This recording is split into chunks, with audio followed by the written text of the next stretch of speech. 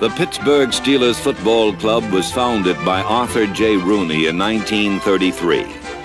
Rooney's early Steelers were a hardy band of pioneers who lured curious fans into Old Forbes Field to watch Jock Sutherland's wide-open single wing. The names were Bullet Bill Dudley, Johnny Blood, and Byron Whizzer White. And while they never won a title, they did introduce Pittsburgh to NFL excitement. In the 50s, the scene shifted to Pitt Stadium. The names changed to Stautner, Hoke, Butler, and Shadnoys. But for all their promise, the Steelers were never quite cut of championship timber. In 1969, an unknown young coach named Chuck Noll arrived to try his hand where 11 others had failed. Noll worked no sudden miracles. His first Steeler team was 1-13, and at one point, the losing streak reached 16 straight. But Noll was patiently laying a foundation for future greatness. Pittsburgh coaches and scouts were constructing a champion in the NFL draft. Pittsburgh on the first round selects Lynn Swann, wide receiver, Southern California. In 6 seasons of judicious drafting, Pittsburgh went from 1-13 to a silver Super Bowl salute for the man who started it all. This is the story of the building of a team. Executives, scouts, coaches, and players rising together to a world championship, then defending that title. This is the story of the Pittsburgh Steeler blueprint for victory.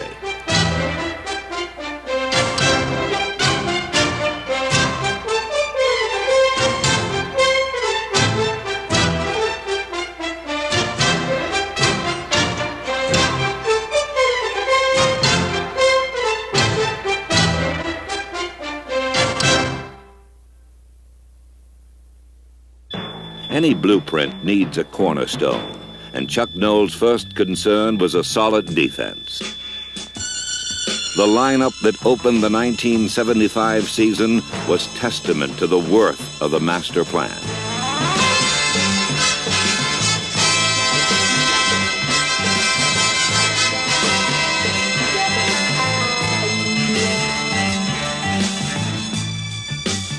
During the building years, 9 draft choices and 1 free agent had arrived to form pro football's most feared and ferocious defense. Greatness begins in the raw power of the front lines. 4 young men from tiny southern colleges have delivered the title Steel Curtain into legend. The quiet one with golden shoes is 6 feet 6 inch L.C. Greenwood, a 10th round choice from Arkansas A&M. Greenwood is a lean and limber all-pro, using nimbleness to weave his web. Ernie Fats Holmes is Greenwood's stocky opposite, a stern and sturdy heavy who anchors scrimmage like a cement post.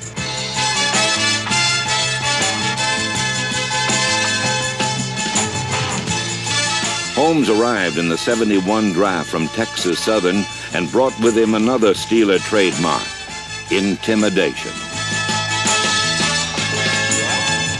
The youngest member is Dwight White, a cocky kid from East Texas State with a mischievous grin.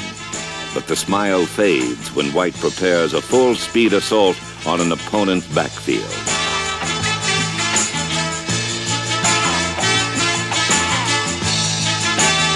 White's game is aggression and agility. As often, finesse gives way to youthful exuberance.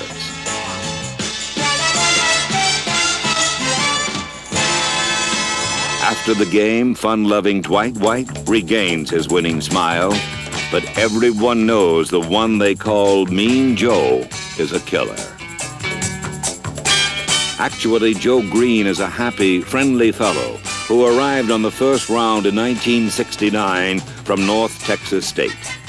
Green became a 5-time All-Pro and emotional leader of his team. But 1975 was not kind.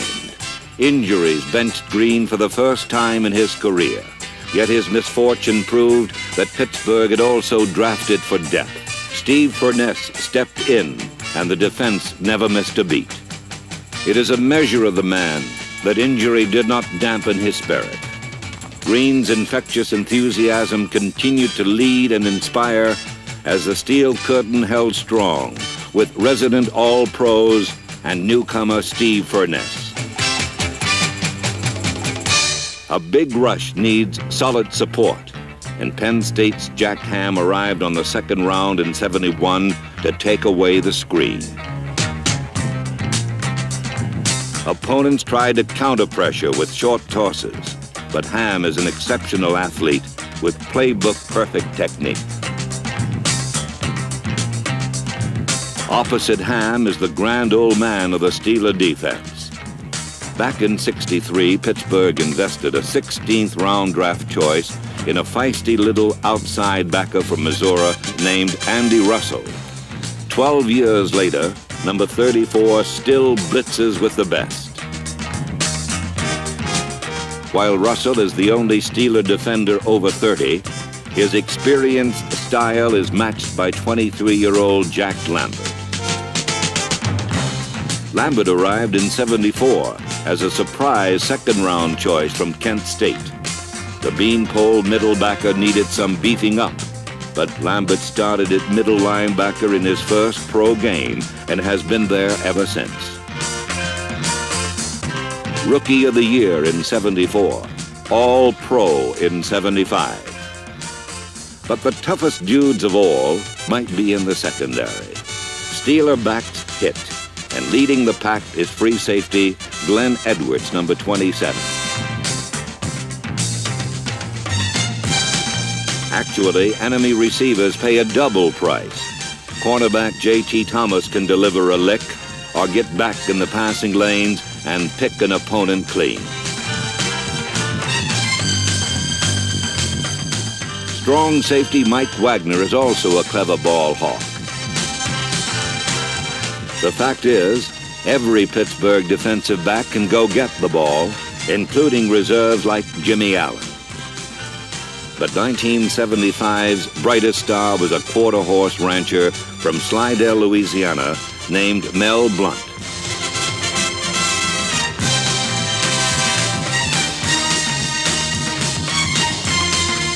A starter since arriving in the '70 draft, Blount became the first Steeler since Bullet Bill Dudley to lead the league in interceptions.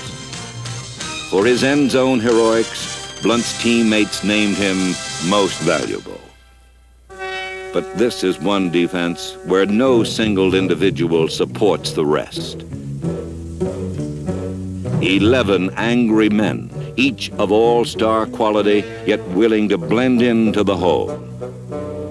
The Men in Black, an ominous, intimidating force that will be judged with history's best.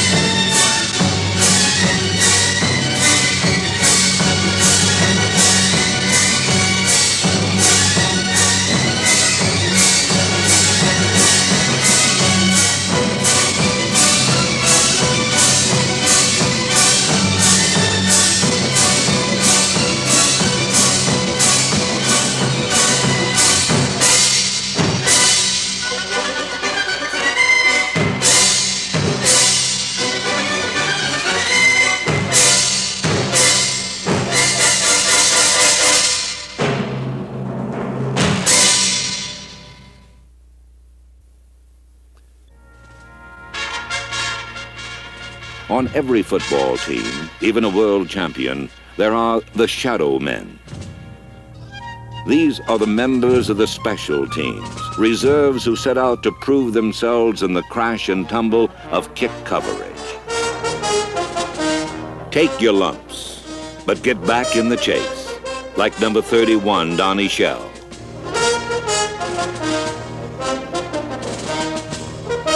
For free agent Shell or first-round draft choice Dave Brown, number 36, it is a chance to display skills that may one day lead to a starting role.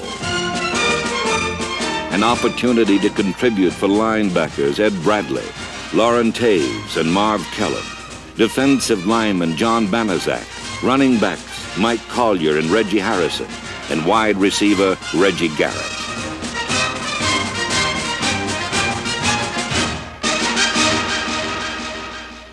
Another group of shadow men controls the destiny of Pittsburgh's offense. The Steeler offensive line with Jerry Mullins and Gordon Gravel, Jim Clack and John Kolb, and at center, veteran Ray Mansfield. Some switch positions each quarter. Others, like Sam Davis and Mike Webster, shuttle in to split time with starters. Here, versatility is the key. The result is a rotating seven-man front, which opens the holes that made Franco famous.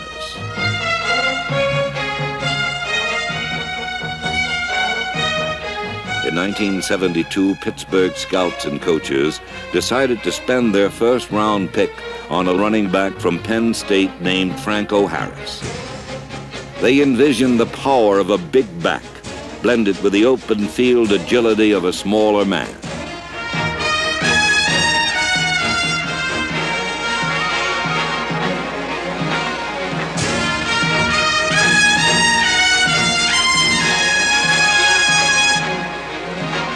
From Rookie of the Year to Superstar, Harris has not disappointed. During 1975, Franco was at his best in the big games as Pittsburgh won a division title by sweeping all 6 games in the strong AFC Central. Along the way, number 32 set all-time Pittsburgh rushing records, but modest Franco prefers to mention the courage of his running mate, Rocky Bleier. Originally a 16th round pick in '68, Bleier miraculously recovered from Vietnam shrapnel wounds to finally make the squad in '72. At first, number 20's main role was designated blocker for Franco Harris. By '74, they couldn't keep him out of the starting lineup with a style that was all guts and grinded out. In 1975, in a game against the Green Bay Packers, Bleier gained 163 yards, and all year demonstrated how far heart and determination can take a man. A little 16th round draft choice and a big first round pick have both found a place in the Pittsburgh blueprint. In 1970, a wild and woolly Louisiana Tech quarterback impressed scouts with unpolished skills and a rocket right arm. Terry Bradshaw arrived in Pittsburgh full of starry-eyed rookie intentions. This is the new era of the Steelers. It's not like the old Steelers, believe me. The public, the football world might as well wake up and just take what I'm saying and heed it. And as the games come along, as the year progresses, I hope to continually get better. And in the future, I hope to be the greatest quarterback that's ever stepped foot on this stadium or any other stadium. But in 5 NFL seasons, number 12 has experienced some ups and downs.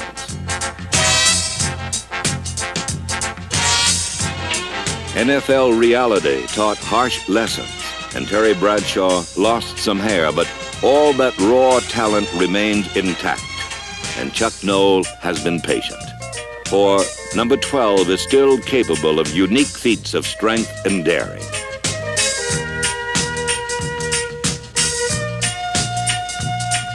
Bradshaw can turn near disaster into a 20-yard gain, but he also has discovered there are times to feather his touch as well as times to reach back for that 60-yard screamer.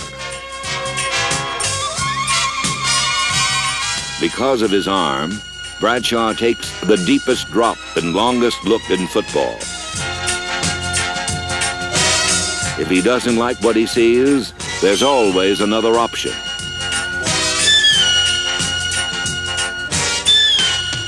At 27, Terry Bradshaw is Pittsburgh's all-time leading passer.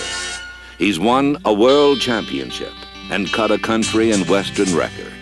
But deep down, he's not too far removed from that wild and woolly Louisiana Tech quarterback playing football for the fun of it.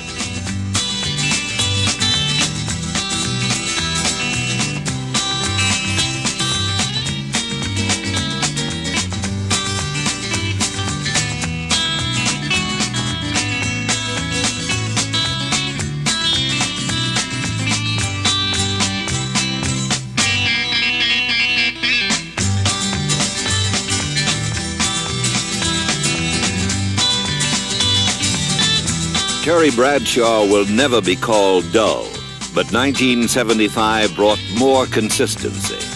He threw only 9 interceptions against 18 touchdown passes to a variety of receivers. With tight ends Larry Brown and Randy Grossman, Bradshaw can work the short game, then go down range to a deep stable of wide receivers. Frank Lewis is a former starter who now splits time because of the success of the '74 draft. 2 young receivers arrived and contributed immediately. The sleeper was number 82, John Stallworth from Alabama A&M.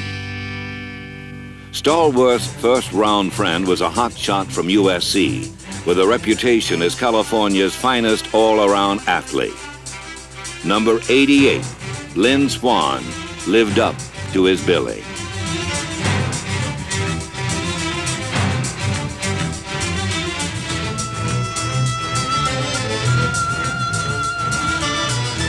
Often, gifted young receivers arrive in the NFL unprepared for the jolt of going over the middle. But Swann was a pro from his first day, willing to go anywhere for a pass.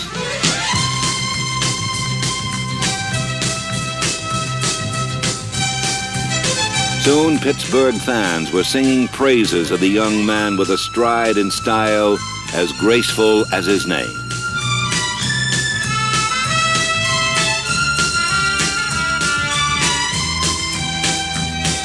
The emerging star became part of an unusual equation. Terry Bradshaw and Lynn Swann made it work 11 times in '75.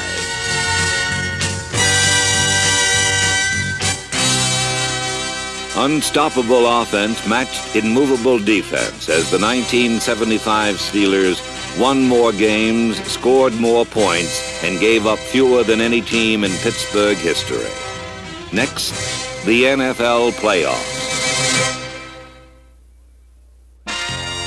On a steel gray December day, the second season began. Playoff time brought the sky-high Baltimore Colts to Three Rivers, but their storybook season was about to be spoiled by a brutally basic Pittsburgh ground attack. Franco Harris gained 1 yard less than the entire Baltimore offense. Then the men in black put it away for good. Fittingly, an elder statesman accepted the honors. Andy Russell set a playoff record for elapsed time during a 97-yard touchdown run. Pittsburgh eased home with a win, but a stiffer challenge was yet to come. In an icy AFC championship, Pittsburgh faced arch-rival Oakland, a playoff opponent for the 4th consecutive year. The chill factor was sub-zero, but Steeler fans persevered. A sea of black and gold had come to pay homage to the conquering hero.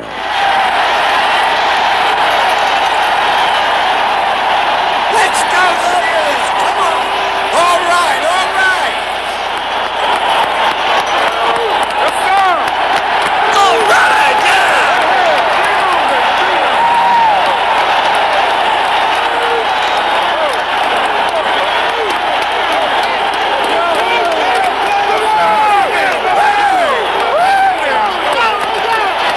Push it!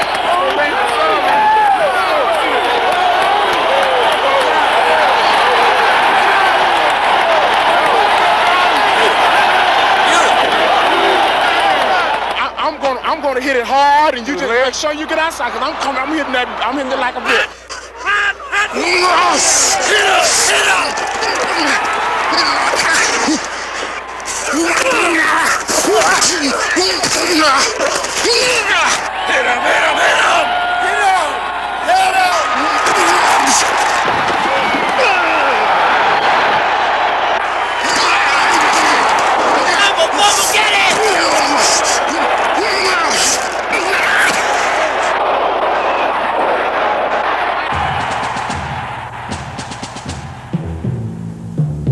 The bitter battle began to take its toll on both sides.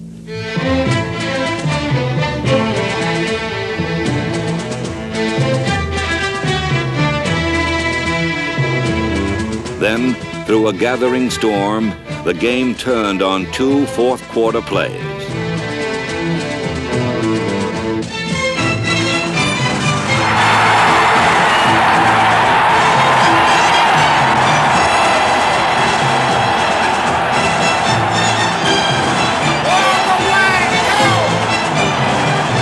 Let's get to 6. Go, Frank, go!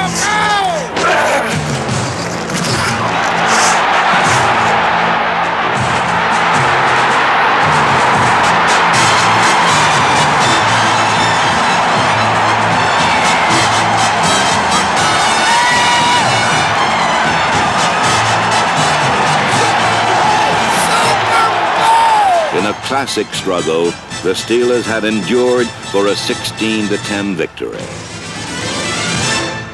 On to sunny Super Bowl X against the Dallas Cowboys.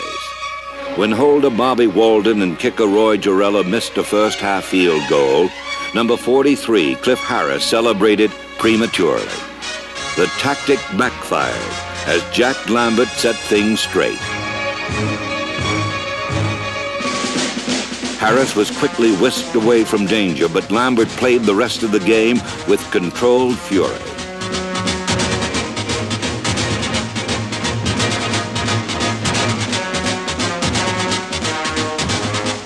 Lambert's play inspired the entire Pittsburgh defense, and for the first time in years, the Super Bowl was truly super.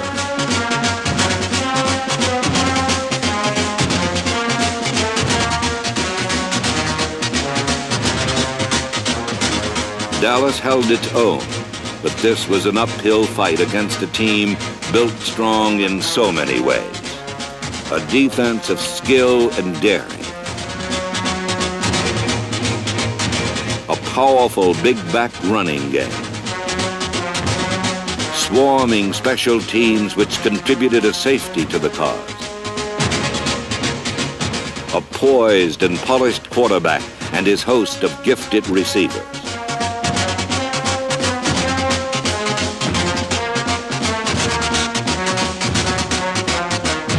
But above all, a Super Bowl showcase for an artist named Swan.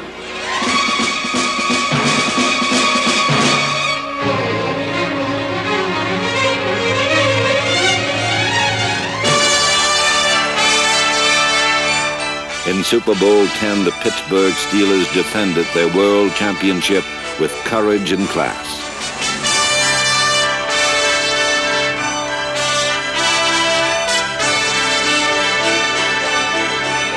But the best is yet to come. They are young and eager for more. A team with a blueprint and a title.